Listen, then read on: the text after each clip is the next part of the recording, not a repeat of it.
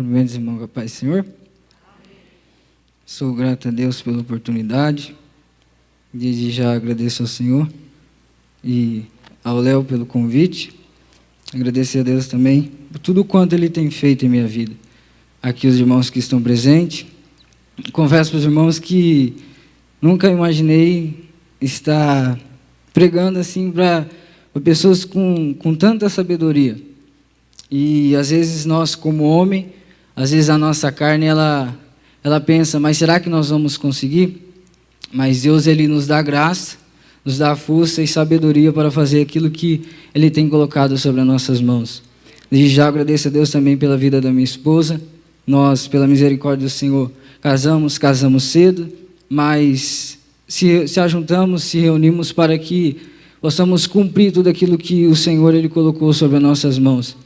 Desde quando nós começamos a orar para que Deus Ele viesse fazer a Tua vontade sobre a nossa vida, nós unimos, creio que o Senhor uniu não só a pessoas, mas propósito para que a vontade dEle seja cumprida sobre a nossa vida. E hoje, pela misericórdia do Senhor, Ele tem nos honrado, honrou no nosso casamento, que nós olhamos e nós pensamos, mas será que nós vamos conseguir? Porque para nós entender melhor, o recurso financeiro era pouco, mas o Senhor Ele foi fiel e cumpriu com a palavra dEle. E sem mais demora, eu peço que a igreja abra as nossas Bíblias no livro de 2 Timóteo, no capítulo 4 e no versículo 9. 2 Timóteo, capítulo 4, versículo 9. Louvo a Deus também pela vida do pastor Zaqueu, que tem nos ajudado ali no Guarujá. Nosso momento de fragilidade, quando nós precisávamos, o Senhor levantou ele para que pudesse nos dar força e ânimo para que nós caminhássemos. Porque eu passei por um momento da minha vida que, na verdade, eu não sou daqui de Campo Mourão, eu vim de Maringá, daí eu casei, eu vim morar aqui. Mas por circunstância da vida, aconteceu algumas coisas e a todo momento eu pensava que, não, eu vou voltar para Maringá, vou morar perto da minha mãe. E teve um dia que eu cheguei em casa, eu falei para minha esposa, quero, ele arruma as coisas que eu vou pedir as contas de serviço e nós vamos embora para Maringá. Naquele dia eu lembro que eu peguei e mandei mensagem para o pastor Zaqueu, falei, Zaqueu, tem como nós ir com você no culto? Era uma terça-feira, e eu não me recordo o nome do pregador, era o Moreno, não recordo de onde ele é, sei que é o Cícero. E ele estava pregando sobre ansiedade, medo, essas coisas. E eu recordo que ele disse que tinha pessoas que estavam tão ansiosas que já tinham até pensado em fazer as malas e voltar para Maringá. E a partir daquele momento, como o Senhor ele disse que se voltasse, quebraria a cara e teria que voltar de novo, eu tomei posse daquela palavra porque verdadeiramente o Senhor falou comigo. Mas vamos ler em 2 Timóteo, capítulo 4, no versículo 9. Amém? Procura vir ter comigo depressa, porque Demas me desamparou, amando o presente século, e foi para Tessalônica.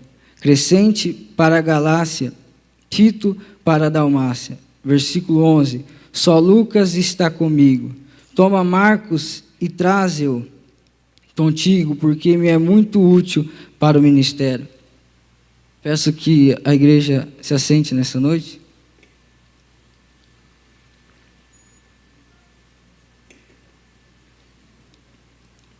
Irmãos, quando eu olho para essa palavra, quando eu estava meditando, eu fico maravilhado com tudo aquilo que o Senhor ele colocou sobre as mãos do apóstolo Paulo. E por tudo aquilo que Deus ele permitiu que Paulo passasse sobre essa terra. Os irmãos são sabedores de tudo aquilo que ele fez diante da presença do Senhor. Quem ele era, da onde o Senhor o tirou, tudo aquilo que o Senhor colocou sobre as tuas mãos para que assim fazesse.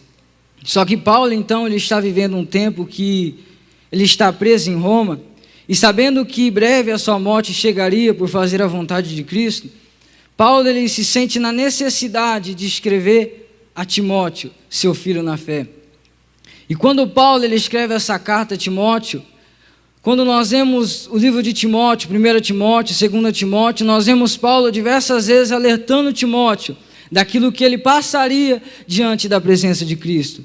Diversas vezes Paulo alertando Timóteo: Timóteo, a caminhada com Cristo não é fácil.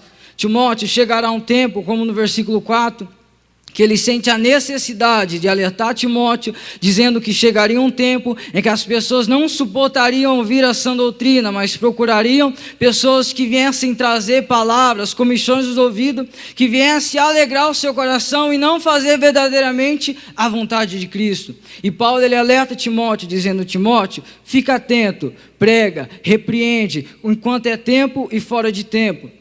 E quando eu olho para a vida de Paulo, alertando Timóteo, eu fico maravilhado, porque é como se fosse nos dias de hoje, na qual Paulo, Timóteo, certamente ele olhava para a igreja dos dias de hoje e via se tudo aquilo que a igreja estava passando ou está passando, tudo aquilo que a igreja está enfrentando, e começa a escrever, a alertar a juventude, como certamente o culto do amigo. E quando eu olho para a vida do pastor, ou melhor, para a vida do apóstolo Paulo, alertando Timóteo, eu começo a olhar que, como Paulo, ele diz: Timóteo, certamente procura vir depressa comigo, porque Demas me desamparou. Paulo, ele está vivendo um tempo em Roma, que certamente quem está governando sobre aquela cidade é o imperador Nero. E Nero, então, ele tem uma ideia no seu coração, na sua mente, que é construir uma Roma melhor. Só que o problema é os meios na qual Nero ele quer construir. Nero, então, no seu pensamento, ele crê e acredita que somente construindo uma Roma melhor, ele teria que derrubar a Roma velha e reconstruir uma nova, com algo novo, com algo que ele pudesse trazer uma alegria ao coração das pessoas. O problema não é o que ele quer fazer, o problema é como ele quer fazer. Nero, então, ele tem uma ideia de atear fogo sobre 10 cidades daquele lugar. As pessoas, então, começam a ver aquilo que Nero fez, aquilo que Nero cometeu, e quem sabe muitas dizem: olha, nós estamos passando um colapso, um momento de dificuldade, por conta daquilo que Nero ele fez. Só que acontece que tinha 4 cidades que não foram ateado fogo, e essas cidades eram povoadas por cristãos e por judeus. Então Nero, ele tem algo no seu coração, ele sobe certamente até a torre, eu não me recordo o nome da torre, mas quando Nero, ele sobe sobre aquele lugar, era como se Nero, ele colocasse uma máscara no seu coração, uma máscara no seu rosto, e ele olha para o lado de fora e para as 4 cidades, então ele cria um álibi de dizer: ó, não fui eu que coloquei fogo, não partiu de mim a ideia de atear fogo sobre essa cidade. A ideia de atear fogo foi certamente sobre aquelas pessoas, sobre os judeus e os cristãos. Eles que teve a ideia, eles que teve certamente o desejo de atear fogo sobre essa cidade. E quando eu olho para este momento, ali começa a acontecer um momento de perseguição contra a igreja de Cristo. Ali começa a acontecer um momento de perseguição contra a noiva do Cordeiro. E é por isso que Paulo, então, ele começa a alertar e a escrever a Timóteo. Porque como eu começo a olhar para a palavra de Cristo, e quando Paulo ele alerta dizendo: olha, procura vir ter comigo depressa, porque Demas me desamparou. E quando nós vemos essa palavra, nós se perguntamos: quem é Demas? Quem é essa pessoa na qual Paulo ele está se referindo, na qual Paulo ele está dizendo a Timóteo que o desamparou? Quando eu olho para a vida do apóstolo Paulo, eu vejo que Paulo, quem sabe, ele foi uma das pessoas que mais investiu em gente, que mais acreditou em gente, mais levantou os caídos, ajudou as pessoas. E só você sabe o que é ajudar alguém, aquela pessoa virar as costas para você. É uma dor no coração.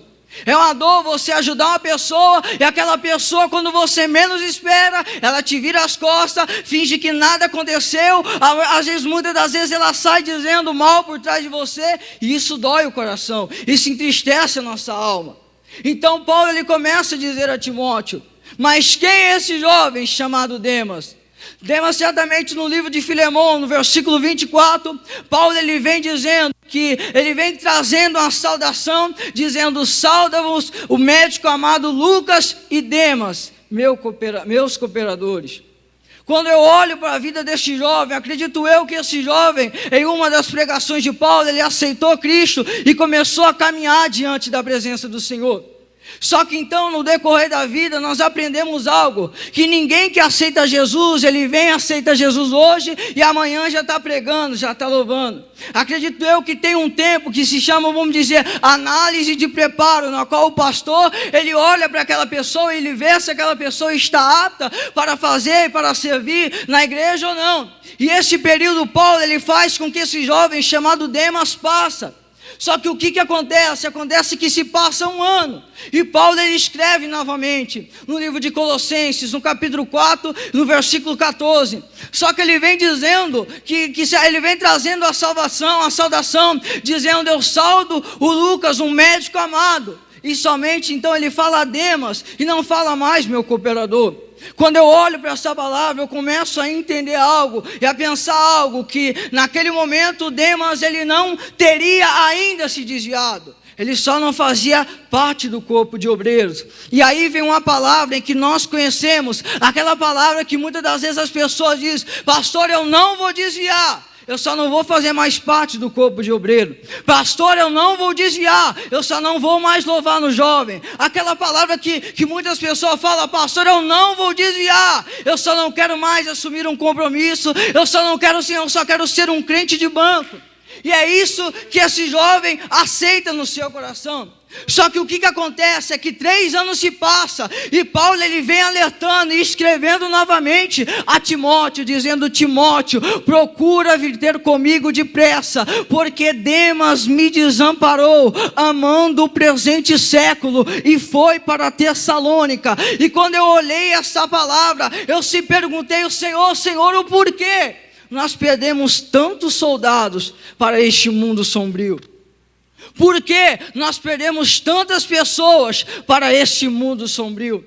O porquê que tantas pessoas que outra hora pregava, outra hora louvava, já não faz mais parte do corpo de Cristo? Eu se perguntei o porquê que isso acontece. Acontece que muitas das vezes a pessoa se assenta no seu coração, aceita no seu coração como esse jovem chamado Demas, que amou o presente século e fugiu para Tessalônica. O que essa palavra está dizendo? Que muitas das vezes, como no culto de ensino, o pastor disse que as pessoas não decidem se elas querem servir a Deus ou se elas querem servir o mundo. E sabe o que acontece? Que não há maneira de nós servir ao mundo e servir a Deus. Não tem como nós servir ao mundo e louvar a Deus, nós servir ao mundo e pregar a palavra de Deus. Não tem como nós assentar no nosso coração, colocar uma máscara no nosso rosto e dizer: eu sirvo o mundo, eu sirvo a Deus. Você pode enganar o homem, mas a Deus nós não enganamos.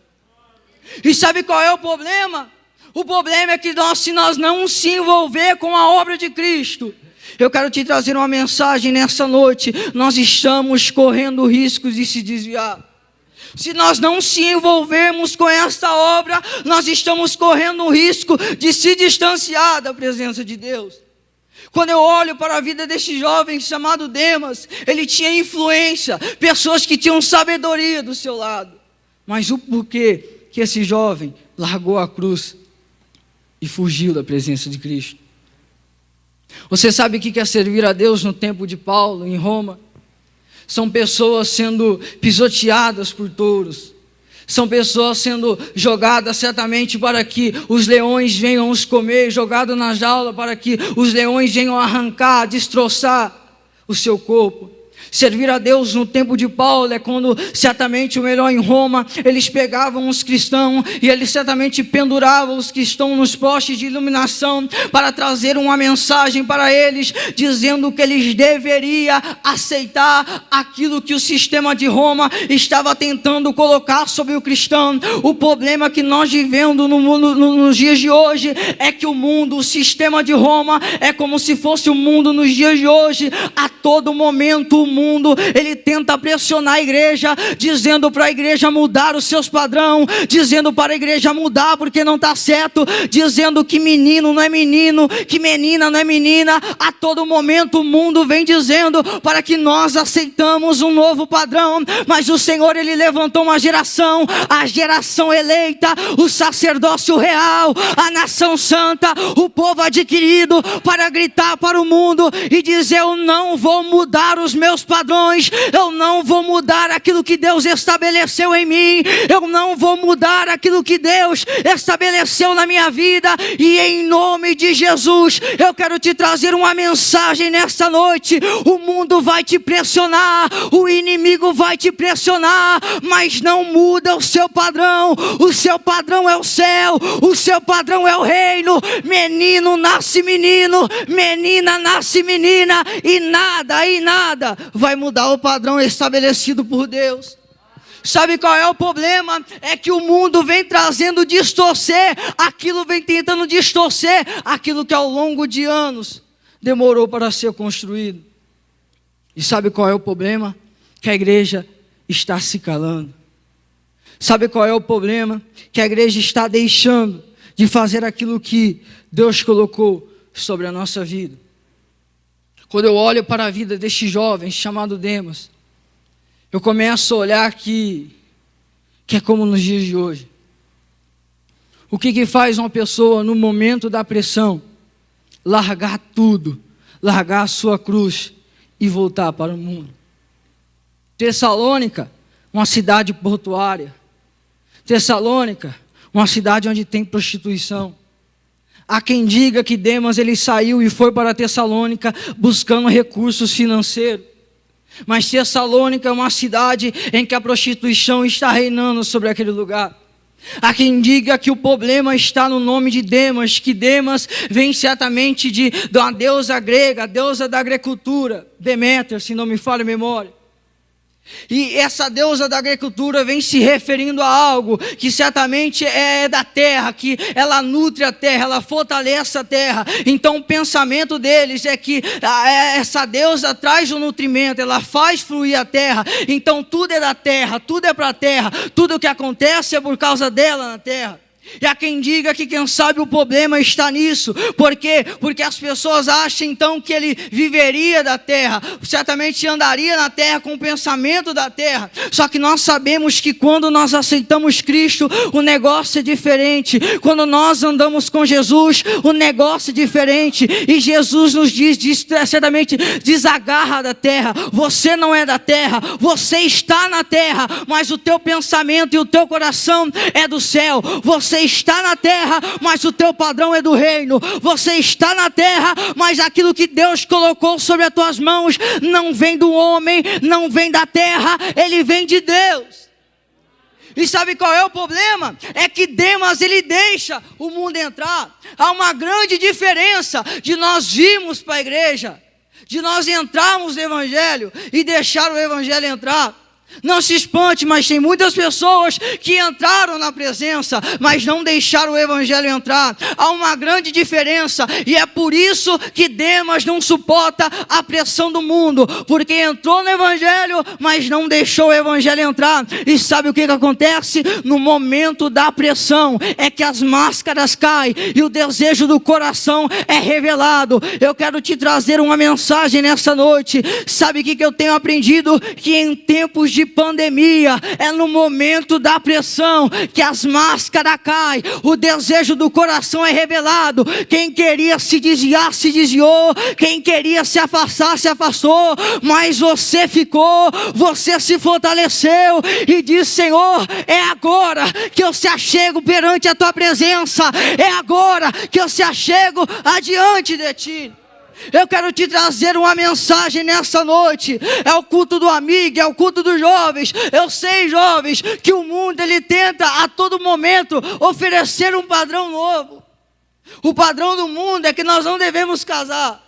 O padrão do mundo é que o jovem ele tem que se divertir. O padrão do mundo é que o jovem ele tem que usufruir, desfrutar dessa terra. Tem que casar velho, aproveitar a vida, tem que beber, tem que fumar. É esse o padrão do mundo. Quando vê alguém fazendo a vontade de Deus, ele se espanta. Quando vê um jovem fazendo a vontade de Cristo, ele se espanta. Mas esse é o padrão do mundo. O padrão do mundo diz para os jovens que balada é melhor. O padrão do mundo diz para os jovens que bebida é melhor. O padrão do mundo fez com que Demas se afastasse da presença de Cristo. Mas eu quero te dizer nessa noite, você está aqui, você não serve o padrão do mundo. Você está aqui pela graça e a misericórdia de Deus. Só você sabe daquilo que você passou para estar aqui nos dias de hoje. Só você sabe o que você passou para estar sentado aqui hoje. Só Deus sabe o teu coração, só você e Deus sabe a situação que você se encontra aqui hoje. O coração triste, amargurado, mas diz: Senhor, eu vou para aquele culto, eu vou te adorar, eu vou te servir, porque Senhor, eu decidi não mudar o meu padrão, eu decidi, Senhor, continuar fiel. Não é pandemia que vai me parar, não é dificuldade que vai me parar. Ei, receba essa palavra em nome de Jesus. Deus estabeleceu um padrão sobre a tua vida, então em nome de Jesus, reage, porque Deus tem pressa para fazer na vida, na noiva do Cordeiro. Sabe qual é o problema? É que muitas das vezes nós não entendemos aquilo que Deus tem sobre a nossa vida. O problema é que nós não sabemos, muitas das vezes, o tamanho da responsabilidade que está sobre nós. E Deus, Ele tem pressa, e Deus, Ele quer fazer, mas a todo momento, muitas das vezes o nosso coração ele se entristece, é natural do homem. Mas Deus, Ele quer fazer algo maravilhoso sobre a nossa vida. E quando eu olho para a vida de Paulo, eu me recordo que Paulo ele vem dizendo a Timóteo: Timóteo, palavra fiel é esta, que se sofrermos com ele nós reinaremos. Fiel, Timóteo, palavra fiel é esta, que se porventura a nossa fidelidade acabar com ele, a dele não vai acabar para conosco, porque ele é fiel e misericordioso, é um amado das nossas almas. Palavra fiel é essa, se chorarmos com ele também nós reinaremos. Então, ei, reage à situação que você está passando. O problema não é aquilo que nós estamos enfrentando, o problema é como nós enfrentamos, o problema é como nós reagimos. E a todo momento o mundo ele vem tentando, sabe, o mundo ele tem 24 horas para te oferecer um padrão, e nós 2 horas num culto para tentar distorcer aquilo que o mundo tem tentado colocar sobre a vida das pessoas. O mundo 24 horas ele vem dizendo: muda o padrão, muda o padrão, muda o padrão, muda o padrão. E nós em 2 horas num culto, mas sim na rua também, nós temos que fazer o quê? Distorcer tudo aquilo que o mundo tem tentado colocar sobre a cabeça de um jovem, tem tentado colocar sobre a cabeça de alguém que já é avançado de idade, porque é isso que o diabo ele tem tentado fazer, é isso que o diabo ele vai fazer. Tentar destruir tudo aquilo que o Senhor e tudo aquilo que as pessoas construíram diante da presença de Cristo. Mas você sabe da responsabilidade que está sobre a tua vida. Você sabe daquilo que foi colocado sobre você. Você sabe exatamente do dom que está sobre a tua vida. Então você tem que mais depressa despertar o dom que há sobre a tua vida e fazer a vontade de Cristo, independente daquilo que nós estamos enfrentando, independente da dificuldade, independente se o mar está revolto, independente se o tempo se fechou. Nós temos que se levantar, se colocar na presença de Deus e dizer: Senhor, eu vou fazer a sua vontade, ainda, Senhor, que para te servir eu tenha que chorar, mas Senhor, eu vou ficar firme, eu não vou parar, eu não vou desistir, porque o Senhor é maior na minha vida, e maior é aquele que está conosco do que aquele que está com eles. Quando eu olho para a palavra do Senhor, eu olho para a vida de Isaías. Isaías ele trouxe uma mensagem tão grandiosa ao nosso coração, dizendo que os jovens correriam e se cansariam, os mancebos certamente se fadigariam e iriam cair, mas aqueles que esperassem no Senhor renovariam as suas forças, subiriam com asas como águias. Ei, suporta aquilo que você está enfrentando, porque mais cedo ou mais tarde a vitória vai chegar. Ei, não desista daquilo que Deus colocou sobre as tuas mãos, porque nós vamos correr e nós não vamos se cansar, nós vamos caminhar e nós não vamos se fadigar, porque Deus ele vai renovar as nossas forças, porque Deus ele vai renovar, vai dar vigor ao cansado, vai multiplicar as forças daquele que não tem mais nenhum vigor. E é através da sua vida que Deus ele quer fazer isso, é através de você que ele quer fazer isso, é através de mim que ele quer fazer isso. Então reaja, Coloque em prática aquilo que te ensinado. Coloque em prática aquilo que está sobre as tuas mãos. Coloque em prática aquilo que você ouviu. Coloque em prática aquilo que Deus Ele colocou sobre a tua vida. Porque Deus Ele tem pressa. Porque Deus Ele quer fazer rápido. Eu agradeço a Deus porque eu fui uma pessoa que eu orava certamente dizendo ao Senhor: Senhor, eu quero contemplar a tua glória em tudo. E assim o Senhor me permitiu viver muitas coisas. Eu sou jovem, tenho 19 anos, mas pela misericórdia do Senhor, aos 15 anos de idade, eu saí da minha casa, debaixo da bênção do meu pai, claro, e da minha mãe, e vim para fazer a vontade do Senhor na cidade de Campo Mourão. E o Senhor, Ele me permitiu passar por muitas experiências com Ele. Certa feita eu estava num culto e o Senhor, Ele começou a dizer no meu coração que a nossa vida muitas das vezes ela é como um filme. Ela reflete um filme, porque se alguém começar a assistir um filme, ele pegar um filme pela metade, automaticamente o desejo, ou melhor, o coração do homem é dizer: este filme é chato, este filme não me alegrou. Por quê? Porque nós começamos pela metade e esquecemos do começo que se passou. E o Senhor, Ele disse no meu coração: sabe qual é o problema das pessoas? É olhar para a nossa vida, é olhar para você e querer te julgar pelo jeito que você adora, e querer te julgar pelo jeito que você serve, e querer te julgar pelo jeito que você anda na presença de Cristo. Eles começam a olhar a sua vida pela metade e esquecem que há um começo. Esquece que Deus Ele te resgatou. Esquece que Deus Ele te chamou. Esquece que Deus te purificou. Esquece que Deus te remiu. E você tem um motivo para não desistir. E você tem um motivo. Sabe o que o diabo, ele fica com raiva? É que ele olha para a vida do cristão e ele certamente, quem sabe, ele diz: eu já fiz de tudo. Já levantei de um lado, levantei do outro, tentei de um lado, tentei do outro, mas ele não para, ele não desiste, porque nós temos um alvo, nós temos um objetivo. O objetivo é o reino, o objetivo é o céu, e não há nada nesse mundo que vai nos fazer parar, e não há nada nesse mundo que vai nos fazer desistir daquilo que Deus colocou sobre a nossa mão. Então, em nome de Jesus, receba aquilo que o Senhor colocou sobre a tua vida e desenvolva, ora, busca, porque Deus Ele quer fazer, porque há pessoas que estão se distanciando da presença de Cristo. Quantas pessoas começam a andar conosco e se desviam? Quantas pessoas começam a andar ao nosso lado e por dificuldade essa pessoa desiste? Por momentos da vida, essa pessoa se afasta da presença de Cristo. E o mundo, ele não tem nada para oferecer. O mundo, ele só quer distorcer aquilo que o Senhor colocou sobre a nossa vida. O mundo não há nada que possa oferecer para a juventude. O mundo, ele traz algo momentâneo para um jovem. Porque eu não nasci no berço evangélico. Eu passei por alguns momentos. E eu sei que o mundo, ele tem algo para oferecer que é por momentos e rápido acaba.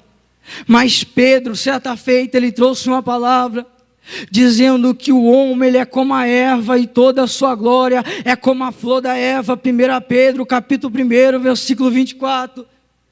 Pedro, ele vem dizendo que o homem é como a erva e toda a sua glória é como a flor da erva, porque seca, porque murcha. Mas Pedro, ele vem dizendo: há uma coisa que não é passageira, mas tem uma coisa que não cai por terra, mas tem uma coisa que não seca, que não murcha, que não sai com o tempo, que não apaga com o tempo. É a palavra que vos foi anunciada, essa é fiel e verdadeira. O que Pedro está dizendo é que por mais que o homem ele constrói o teu legado, é que por mais que o homem seja conhecido pelo como ele anda na presença de Deus e aquilo que ele fez, isso um dia vai acabar, vai secar, vai murchar, o teu legado vai ficar na terra assim. Mas tem uma coisa que passa a geração e não se apaga, não cai por terra, é a palavra fiel e verdadeira. Davi, no Salmo 136, versículo 16, ele diz: o Senhor Senhor, os teus olhos me viram a minha substância, estando ainda em fome, e no teu livro foram escritos todos os meus dias, sem que eu tivesse vivido algum deles. É Davi dizendo: o Senhor conhece o meu deitar, conhece o meu levantar, o Senhor me sondas, esquadrinha o meu coração. E Senhor, tu escreveu a minha história quando todos me abandonou, quando ninguém me deu nada, o Senhor sabia da minha história. Eu quero te dizer nesta noite: pode as pessoas te abandonar, pode as pessoas te desamparar, mas Deus jamais, porque Deus ele não é homem para que minta, e muito menos filho do homem para que se arrependa. E Ele é fiel para estar com você, Ele é verdadeiro, é Ele que te ajuda na fraqueza, quando você não tem força, quando você está angustiado, é Ele que te ajuda, é Ele que te fortalece, e mais ninguém. Por mais que nós temos amigos mais chegados que irmão, é Deus o nosso fiel, é Deus o verdadeiro. Porque a coisa, já estou encerrando, porque tem pessoas, ou melhor, tem dificuldades que nós enfrentamos, que nenhum amigo pode nos ajudar, que nenhuma pessoa pode nos consolar. Somente Deus, Ele é fiel e verdadeiro. Independente daquilo que nós estamos vivendo, que nós não desistimos. Não largue a sua cruz. Não deixe aquilo que Deus colocou sobre as tuas mãos de lado. Não deixe o mundo distorcer ou roubar o Espírito de Deus que está sobre a tua vida. Não deixe que o mundo tente distorcer tudo aquilo que você foi ensinado, tudo aquilo que você aprendeu. No Salmo 133, vem dizendo sobre um salmo de Asaf. E esses salmos, ele alegra muito o meu coração. Porque Asaf, ele está tendo uma visão do lado de fora da igreja, para os irmãos entenderem e para mim encerrar. O que Asaf ele está vivendo, e ele começa a dizer ao Senhor: Senhor, os meus pés quase que se desviaram, pouco me faltou para que escorregassem os meus pés diante da tua presença. Porque, Senhor, eu tinha inveja dos ímpios, porque, Senhor, a soberba estava como um colar em seu pescoço. Senhor, nem na sua morte eles tinham tristeza, nem na sua morte, Senhor, havia prantos. E sabe qual é o problema de Asaf? Asaf, para você entender, ele não é novo. Há quem diga que Asaf ele está na sua idade entre os 60 e 70 anos. Asaf é alguém que tem experiência. Asaf é alguém que tem algo grandioso sobre as tuas costas. Tem aquilo que Deus colocou sobre as tuas mãos. Para você entender rápido, na inauguração do templo de Salomão, Asaf ele estava como ministro do louvor. Ele tinha algo de grande responsabilidade sobre a tua vida. Só que o problema de Asaf foi que ele começou a olhar para o lado de fora e ter uma falsa visão do mundo, dizendo: Senhor, eu estou na tua presença e eu vivo em luto. Senhor, eu estou na tua presença e eu não tenho a alegria que o mundo tem. Dizendo: Senhor, eu estou na tua presença, mas eu não tenho aquilo que o mundo tem. Parece que para eles é mais fácil do que para mim que estou diante da tua presença. E quando há momentos que você olha, parece que quando, ou melhor, o céu se fecha, você tem uma impressão de olhar para o mundo e você vê que parece que tudo que eles fazem prospera. Você luta, você trabalha, você sua, e às vezes parece que não prospera, mas não é que não prospera, ainda não é o tempo de Deus sobre a tua vida, e tudo é um tempo determinado.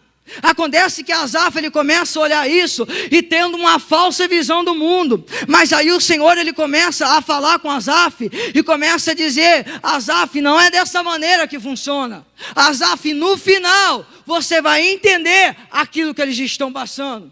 E Asaf então, ele começa a orar dizendo ao Senhor: Senhor, eu tinha essa falsa visão porque eu não estava certamente se aprofundando na tua presença. E Asaf então ele vem dizendo: até que eu entrei no santuário de Deus e entendi eu o fim daqueles que não servem a Deus. Sabe o que Asaf ele começa a dizer? Sabe o que a palavra do Senhor traz uma revelação para a nossa vida hoje? É que como Asaf, ele tem uma falsa visão do mundo lá fora, e Deus começa a falar com ele.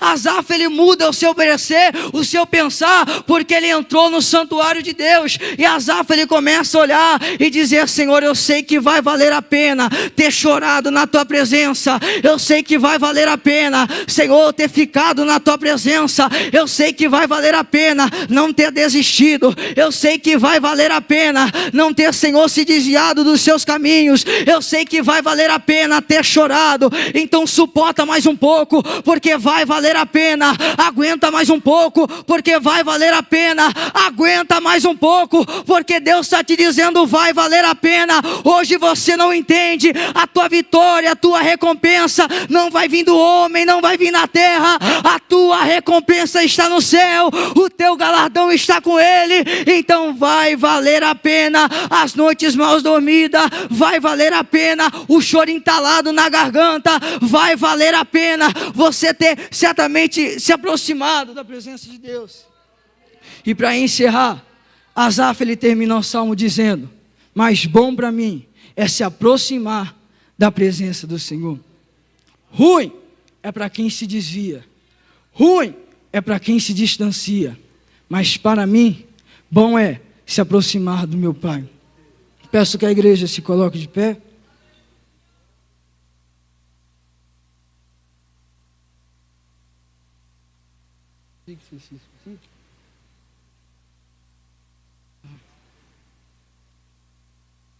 Eu quero desde já agradecer a oportunidade, por tamanha responsabilidade, ao pastor presidente também.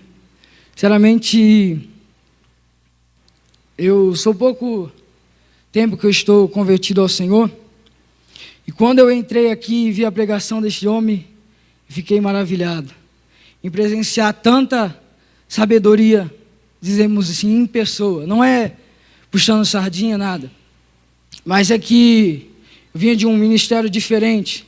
Há pouco tempo eu entrei na Assembleia de Deus. Minha mãe, por um tempo atrás, alguns anos atrás, hoje ela se desviou, mas ela era líder das irmãs na cidade de Maringá.